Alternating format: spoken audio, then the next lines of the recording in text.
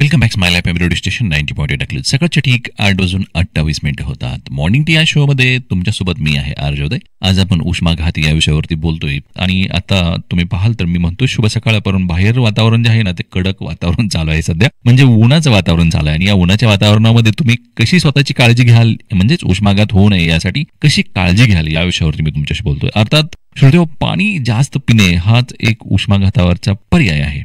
अर्थात तुम्ही पाहाल ना तर जर समजा यदा कदाचित तुमच्या शरीराला पाणी कमी झालं किंवा तुमचं शरीर डिहायड्रेट झालं तर तुम्हाला डोकेदुखी होईल, थकवा वाढेल, याशिवाय कोरडेपणा किंवा तोंड तुमचं चिकट होईल, जास्त लघवी होणार नाहीये, गडद पिवळं लघवी होईल, याशिवाय स्नायूला पेटके देखील तुमच्या येतील, कमी रक्तदाब होईल, कधी कधी तुम्हाला थंडी देखील वाजू शकते. याशिवाय लाल त्वचा पडेल तुमच्या आणि घामाचा अभाव देखील तुम्हाला शरीरामध्ये जाणवेल. दुसरीकडे जर समजा तुमचं हे सौम्य लक्षणे आहेत आणि दुसरीकडे तुम्ही पाहाल तर तीव्र डिहायड्रेशन जर तुम्हाला असेल ना तर एमर्जन्सी तुम्हाला चक्कर येईल. एमर्जन्सी म्हणजे लगेच तुम्हाला चक्कर येईल, जलद हृदयाचे ठोके देखील पडतील, जलद श्वास घेणे तुम्हाला घ्यावा लागेल, त्यावेळेस मध्ये बेशुद्ध तुम्ही व्हाल, झोप येईल तुम्हाला किंवा ऊर्जेचा अभाव होईल. हे तुमचे अति डिहायड्रेशनचे प्रकार आहेत आणि यामध्ये तुम्हाला उष्माघात होण्याचे चान्सेस खूप सारे आहेत. पण डिहायड्रेशन टाळण्यासाठी भरपूर पाणी पिणे हा एकमेव पर्याय आहे. त्याच्यातील तहान लागण्यापूर्वी तुम्ही पाणी पीत जा, जेणेकरून तुम्हाला डिहायड्रेशन जाणवणार. जे लोक काम करतात किंवा उन्हात बाहेर जाण्यासाठी जातात त्यांना प्रत्येक 20 मिनिटांनी काहीतरी तुम्ही अर्धा ग्लास वगैरे पाणी पिणं गरजेचं आहे. तुम्ही घरात असाल तरी देखील पाणी पित राहा. बाहेर उष्णता असताना भरपूर पाणी पिणे हा एकमेव त्याच्यातील महत्वाचा विषय. आता याच्यामध्ये टाळाटाळ काय करायची बघा, कॅफीन पिणं तुम्ही टाळा, जेणेकरून ज्याच्यामध्ये कॅफीन आहे म्हणजेच कॉफी असेल, सोडा असेल, एनर्जी ड्रिंक्स असतील, आईस्ड टी असेल, कॅफीन डिहायड्रेट करणं शरीराला तुम्हाला. त्यामुळे शक्यतो तुम्ही कॅफीन दुपारच्या वेळेमध्ये घेऊच नका, की जेणेकरून सकाळ असेल किंवा संध्याकाळी त्याऐवजी साधे पाणी तुम्ही पित राहा. किंवा काकडी असेल घरी तुमच्याकडे तरी तुम्ही ती खात राहा. याशिवाय लिंबू सरबत तुम्ही घेऊ शकता. ताजे फळं जे आहेत त्याच्यामध्ये देखील तुम्ही घेऊ शकता, म्हणजे ज्याच्यामध्ये पाणी भरपूर असेल, लिक्विडिटी भरपूर असेल असे घेऊ शकता. आणि जर समजा जास्त तुम्हाला डिहायड्रेट जाणवत असेल तर तुम्ही इलेक्ट्रॉल म्हणजेच ORS देखील घेऊ शकता. श्रोतेहो, यदा कदाचित त्याच्यामध्ये सर्व घटक असतात, त्यामुळे तुम्ही इलेक्ट्रॉल दुपारच्या वेळेमध्ये घ्याल किंवा ORS देखील तुम्ही दुपारच्या वेळेस घेऊ शकता. उष्णतेमुळे होणारा थकवा हा तुमच्या शरीरामध्ये जाणवत असेल तर वेळीच तुम्ही डॉक्टरांशी देखील संपर्क करणं खूप खूप गरजेचं आहे. श्रोतेहो, मी तर तुम्हाला या ठिकाणी बऱ्याचशा काही गोष्टी सांगतोय, पण यदा कदाचित तुमच्याकडे जर काही माहिती असेल ना उष्माघाताची तरी तुम्ही मला शेअर करू शकता. 7231908908 या क्रमांकावरती, म्हणजेच 7231908908 या क्रमांकावरती. सकाळचे ठीक 8:35 होतात. एक सुंदर गीत पुन्हा एकदा तुम्हा सर्वांसाठी. ऐकत राहा smile FM radio station 90.8. Welcome back Smile FM radio station 90.8. सकाळचे ठीक 8:42 होतात. मॉर्निंग टी या शो मध्ये तुमच्यासोबत मी आहे आर्योदय. उष्माघात या विषयावरती मी तुमच्याशी बोलतोय. श्रोतेहो, एकीकडे काल अवकाळी पाऊस झालेला आहे आणि आज वातावरणामध्ये दिवसभर दमटपणा किंवा जास्त तीव्रतेचं ऊन देखील असू शकतं. यामुळे तुम्हाला जास्त घाम येईल. त्यामुळे बऱ्याच वेळा जवळ आपल्या पाण्याची बॉटल ठेवा, की जेणेकरून उष्माघातापासून तुम्ही वाचाल. उष्माघातामुळे होणारा थकवा हा तुमच्या शरीरातील पाणी आणि मीठ कमी झाल्यामुळे होतो. श्रोतेहो, हे सहसा खूप घाम येणे, विशेषतः उष्ण वातावरण यामुळे होतं. आणि हा उष्माघात प्रारंभिक टप्प्यामध्ये असेल ना तर एक चांगली गोष्ट आहे, पण जर समजा पुढच्या टप्प्यामध्ये तो जात असेल तर ते तुमच्यासाठी अवघड देखील आहे. ज्या लोकांना उष्माघाताच्या थकव्याचा धोका जास्त असतो ह्यामध्ये काही लोकांनी विशेष काळजी घेणं गरजेचं आहे, जसं की वृद्ध लोक आहेत, प्रौढ आहेत, किंवा जे मुलं बाहेर व्यायाम करतात दुपारच्या वेळेमध्ये, म्हणजेच जिमला वगैरे जातात, अशा लोकांसाठी, जास्त वजन असलेले किंवा लठ्ठ असलेले लोक आहेत यामध्ये. याशिवाय हृदयरोग किंवा इतर आरोग्याच्या समस्या असणारे लोक, जसं की मधुमेह असेल किंवा मूत्रपिंडाचा आजार असेल अशा लोकांसाठी, किंवा विशिष्ट औषधं घेत असतील, जर यदा कदाचित ते पेन किलरचे औषध वगैरे घेत असतील तर त्यांच्यासाठी थोडंसं उष्माघात हा जास्त होऊ शकतो असंही मत आहे डॉक्टरांचं. उष्माघाताने थकवा देखील तुम्हाला येणं साहजिक आहे, पण जर तुम्हाला एखाद्या व्यक्तीमध्ये उष्माघाताची लक्षणे आढळली तर त्यांना सावलीच्या जागी बसवा किंवा झोपवा. त्यांना तुम्ही थोडं थंड पाणी देखील देऊ शकता. याशिवाय त्वचेवरती किंवा पूर्ण शरीरावरती ओलं कापड आपण टाकू शकतो, असंही तुम्ही करू शकता. म्हणजे हा प्राथमिक उपचार आहे. याशिवाय उष्णतेच्या थकव्याची लक्षणे तुम्ही महत्वाची समजून घ्या, की जेणेकरून खूप थकलेले किंवा अशक्त लोक असू शकतात, किंवा मळमळ येते, चक्कर येणे किंवा थोड्या वेळाने बेशुद्ध होणे, थंड किंवा चिकट त्वचा किंवा लालसर किंवा फिकट त्वचा दिसू शकते, डोकेदुखी, खूप घाम येणे, शरीराचा उच्च तापमान होणे. जर या सर्व गोष्टी तुम्हाला दिसत असतील ना तर तुम्हाला समजून जायचं की उष्माघाताकडे आपण वाटचाल करतोय. आता उष्णतेचा त्रास रोखण्याचे मार्ग देखील काय आहेत, की जेणेकरून सकाळी 11 वाजेपर्यंत तुम्ही तुमच्या घरातील सर्व कामे करा. 11 ते 4 घरामध्ये थांबा, हा एक महत्वाचा मुद्दा आहे. जेव्हा हवामान गरम होऊ लागते, म्हणजेच ऋतू बदलतात, त्यावेळी तुमच्या शरीराची सवय होण्यासाठी काही आठवडे किंवा काही दिवस त्याच्यामध्ये जाऊ शकतात. आता अर्थात तुमच्याकडे जर समजा 4 चाकी गाडी असेल ना आणि यदा कदाचित तुमच्या गाडी गाडीमध्ये एसीचं टेम्परेचर 22 किंवा 21, काही लोक अगदी 16 वरती देखील ठेवतात. पण यदा कदाचित तुम्ही 16 टेम्परेचर मधून जर गाडीमधून खाली उतरला आणि 42 टेम्परेचर जर समजा वातावरणामध्ये असेल तर तुमचं शरीर लक्षात लगे ते ऍडजस्टेबल करू शकत नाही. त्यामुळे ज्या ठिकाणावरती तुम्हाला गाडीतून उतरायचं त्याच्या अगोदरच अर्धा किलोमीटर, पाऊण किलोमीटर एसी तुम्ही बंद करा. तुमच्या जे गाडीमध्ये जे फॅन आहे त्याच्यावरती तुम्ही तिथपर्यंत पोहोचा आणि गाडीमधून खाली उतरल्याबरोबर जे काही गाडीमधलं टेम्परेचर 30-32 असेल आणि जे वातावरणामधलं टेम्परेचर 40-42 असेल याच्यामध्ये तुम्ही कुठेतरी मॅचिंग कराल. त्यामुळे तुम्हाला कोणताही त्रास होणार नाही. तर यदा कदाचित ज्या ठिकाणावरती तुम्हाला उतरायचं आहे त्याच्या अगोदरच एक किलोमीटर किंवा अर्धा किलोमीटर तुम्ही तुमच्या गाडीतील एसी बंद करा, की जेणेकरून जे वातावरण बाहेरचं आहे आणि तुमच्या गाडीतलं थोडंफार मॅच होऊ शकतं. त्यामुळे शक्यतो ही तुम्ही काळजी घ्या, कारण जेव्हा हवामान बदलतं ना त्यावेळेस बऱ्याच वेळा शरीराला ते ऍक्सेप्ट करण्यासाठी किंवा त्याची सवय लागण्यासाठी काही दिवस जावे लागतात. म्हणजे ऋतू बदलतात त्यावेळेस बघा बरेच जण आजारी देखील पडतात. त्यामुळे शक्यतो आपल्या गाडीतला एसी किंवा आपण ज्यावेळेस ऑफिसमधून निघतो त्यावेळेचा एसी थोडं कुठेतरी ऍडजस्टेबल करणं आपल्यासाठी खूप गरजेचं आहे. जर तुम्ही सहसा बाहेर व्यायाम करत असाल तर सकाळच्या वेळेमध्ये तुम्ही भरपूर व्यायाम करू शकता. संध्याकाळी अजूनही खूप उबदार असू शकतं वातावरण, त्यामुळे शक्यतो संध्याकाळच्या वेळेमध्ये तुम्ही व्यायाम करणं टाळा.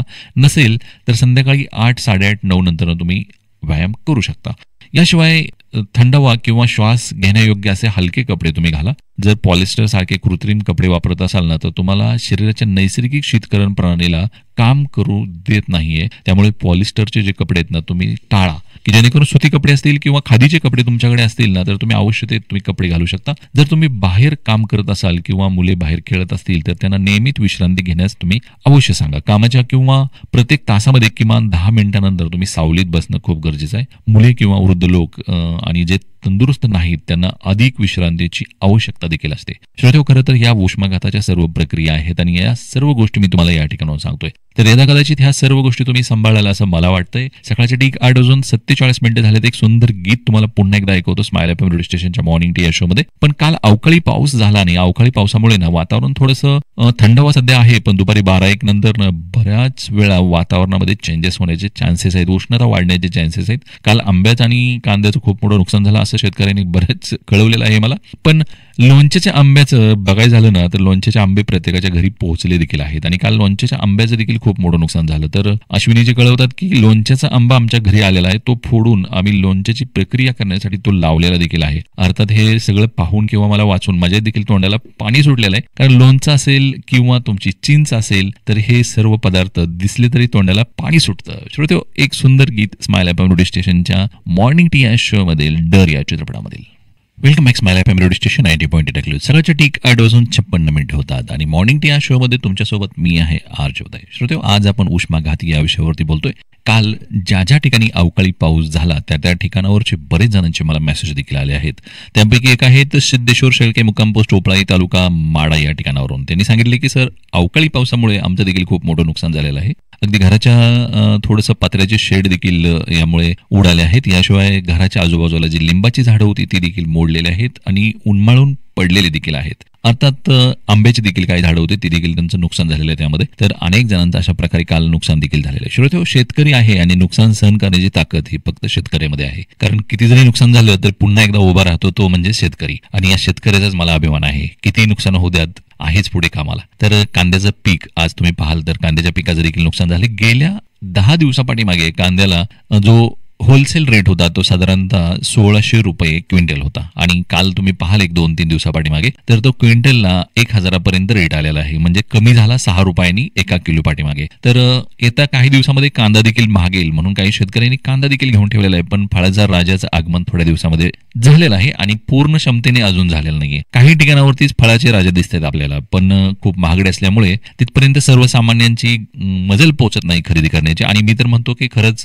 आपल्याला जर मुहूर्ताप्रमाणे जर खायचा झाला आंबा ना तर अक्षय तृतीयानंतर तुम्ही आंबा खा, की जेणेकरून सर्व ठिकाणावरची आवक येते. म्हणजे जी कोकण असेल किंवा जे आपल्याला कर्नाटकचा आंबा असेल, आता सध्या जो येतोय आंबा तो तुम्हाला प्रक्रिया केलेला किंवा काही त्याच्यामध्ये औषध प्रक्रिया करून तो मार्केटमध्ये इमर्जन्सी पिकवून आणलेला आंबा आहे. त्यामुळे शक्यतो तो आंबा खराब तर निघतोयच आता सध्या. कारण काल निकिता वाळवळकर जी आपल्या बिग बॉस मध्ये होती तिनं देखील आंब्याचे खूप दिवस झाले मार्केटिंग करते, गेली 5-6 वर्ष झालं. पण तिने स्पष्ट सांगितलं यावेळेस की मी आंब्याचा व्यवसाय या वर्षापासून बंद करते. नवस सिंधू या नावे तिचं आंब्याचं मार्केटिंग आहे. कारण सांगितलं होतं तिनं की जवळपास एका पेटीमध्ये जर 12 आंबे दिले तर त्यापैकी 3-4 आंबे हे खराब निघतात सद्यस्थितीला. त्यामुळे मी आंबे घेणं टाळले आणि यावेळेस मी मार्केटिंग नाही तर सेल आउट देखील करणार नाही. यावर्षीपासून माझा आंब्याचा बिझनेस बंद.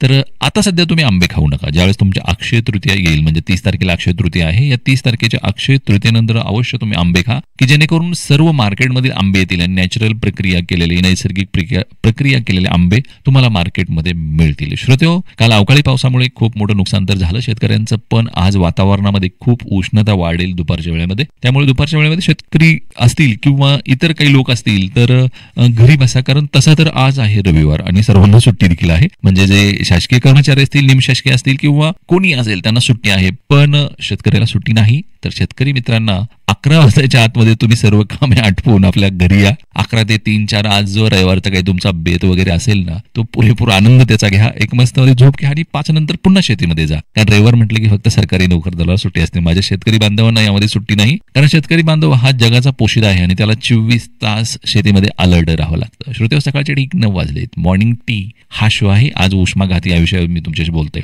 जर तुम्ही ना बाहेर काम करत असाल किंवा मुले बाहेर खेळत असतील तर नियमित एक विश्रांती दुपारच्या वेळेस मध्ये घ्यायला अवश्य सांगा त्यांना, किंवा अधूनमधून पाणी पिणं हेही सांगा त्यांना. याशिवाय तुम्ही पाहाल ना तर उष्माघात ही एक अतिशय धोकादायक प्रक्रिया आहे. जेव्हा शरीरातील योग्यरित्या थंड होऊ शकत नाही किंवा शरीराचे तापमान वेगाने 106 डिग्री अंश फेरेनहाइट्स पर्यंत वाढू शकते. यावेळेस आपत्कालीन उपचार दिले गेले नाहीत तर उष्माघाताने कायमचे तुम्हाला अपंगत्व किंवा मृत्यू देखील येऊ शकतो. त्यामुळे शक्यतो उष्माघातापर्यंत तुम्ही पोहोचू नका. वेळीच योग्य पाणी पिणं गरजेचं आहे. जेव्हा एखाद्या व्यक्तीला उष्माघात होतो तेव्हा त्यांना घाम येणे थांबू शकते. शरीराचे तापमान जास्त असेल, त्यांना थंडी वाजल्यासारखे वाटू शकते. इतर लक्षणे देखील आहेत. गोंधळ उडतो त्याच व्यक्तीचा, अस्पष्ट बोलणं होतं, शुद्ध हरपते, गरम किंवा कोरडी त्वचा होते, झटके येतात. शरीराचे तापमान देखील 104 डिग्री अंश सेल्सिअस पेक्षा जास्त वाढू शकतं. जलद नाडीचे ठोके किंवा हृदयाची गती देखील वाढू शकते. अर्थात या सर्व समस्या जर समजा उष्माघात होत असेल तुम्हाला तर या सर्व समस्या तुम्हाला त्या ठिकाणी जाणवतात. दरम्यान या व्यक्तीला सावली असलेल्या ठिकाणी तुम्ही बसवा, की जेणेकरून त्याच्या अंगावरती ओलं कापड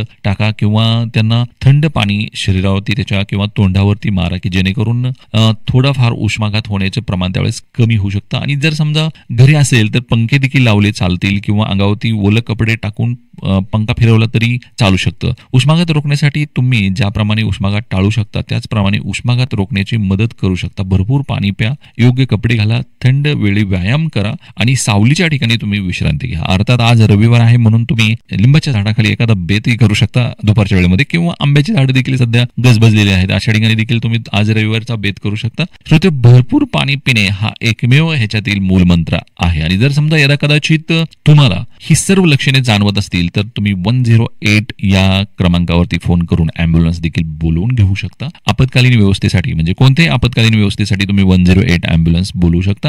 त्या ठिकाणावरती ट्रॅक करून तुमच्याकडे अँब्युलन्स येईल आणि तुम्हाला दवाखान्यात देखील घेऊन जाईल. सकाळचे ठीक 9:03 होतात. अर्थात मॉर्निंग टी या शो मध्ये मी या ठिकाणी तुम्हाला सर्वांचा निरोप घेणार आहे. सकाळी 8 वाजल्यापासून मी तुमच्या सोबत खूप साऱ्या गप्पा गोष्टी करतोय आणि हा आजचा जो शो होता उष्माघात या विषयावरती, हा शो तुम्हाला कसा वाटला हे तुम्ही 7231908908 या क्रमांकावरती अवश्य कळवू शकता. श्रोते, स्माइल एफएम रेडिओ स्टेशनचा ऍप तुम्ही स्माइल एफएम रेडिओ स्टेशन 90.8 या नावे प्ले स्टोर या ठिकाणाहून तुम्ही डाउनलोड करू शकता. याशिवाय ऍपल स्टोर मध्ये देखील तुम्ही स्माइल एफएम रेडिओ स्टेशन 90.8 या नावे ऍपल स्टोर मधून ऍप डाउनलोड करू शकता. कीपॅड मोबाईल मध्ये 90.8 मेगाहर्ट्झ या फ्रिक्वेन्सी वरती तुम्ही हे रेडिओ स्टेशन ऐकू शकता. याशिवाय आपल्या घरी जो जुना पारंपरिक रेडिओ आहे त्याच्यामध्ये देखील तुम्ही 90.8 मेगाहर्ट्झ फ्रिक्वेन्सी वरती रेडिओ स्टेशन ऐकू शकता. जर तुमच्याकडे 4 चाकी गाडी असेल तर त्याच्यामध्ये जे सिस्टम आहे म्युझिक सिस्टम, त्याच्यामध्ये देखील तुम्ही 90.8 मेगाहर्ट्झ या फ्रिक्वेन्सी वरती हे एफएम रेडिओ स्टेशन ऐकू शकता. श्रोत्यो, या व्यतिरिक्त तुमच्याकडे डेस्कटॉप असेल तर त्याच्यामध्ये smile FM radio station 90.8 website वरती जाऊन देखील तुम्ही